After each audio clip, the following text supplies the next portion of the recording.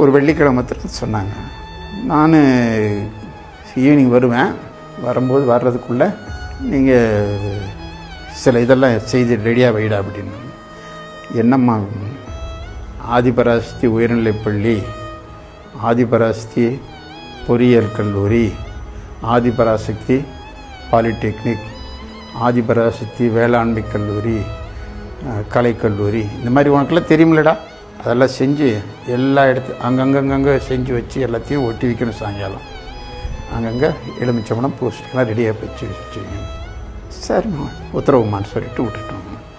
கிணத்துல தான் குளிப்பாங்க. குளிச்சுட்டு உடனே சேவாடை கட்டி வந்துட்டாங்க. நாங்கள் எப்போ அம்மா வர்றதுக்காக பாட்டு பாடத்தில் வெளியே வந்தது. என்னடா எல்லாம் ரெடியாக இருக்கா? அம்மா ரெடியாக இருக்குமா. உடனே வந்தது.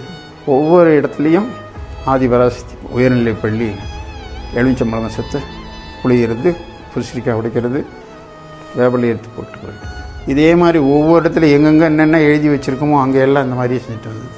எங்களுக்கு மனசுக்குள்ளே வருதுன்னு இதெல்லாம் என்ன நடக்கக்கூடிய காரியம் இதெல்லாம் இப்படி. ஆனால் உண்மையிலையுமே இது நடந்துருச்சு.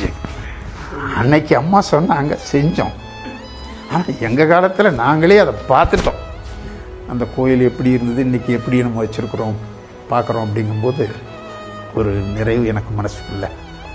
மெடிக்கல் காலேஜ்னு அதெல்லாம் வருமா அப்படின்னு ஒரு யோசனை இருந்த காலத்தில் அதெல்லாம் ஒன்று வந்ததுன்னு சொன்னால் உண்மையிலேயே அதுக்கு தான் நான் முன்ன சாதாரணமாக பேசிட்டு போது சொன்னேன், வி ஆர் பிளஸ்டு சொன்னது. அதுதான் காரணமே அது.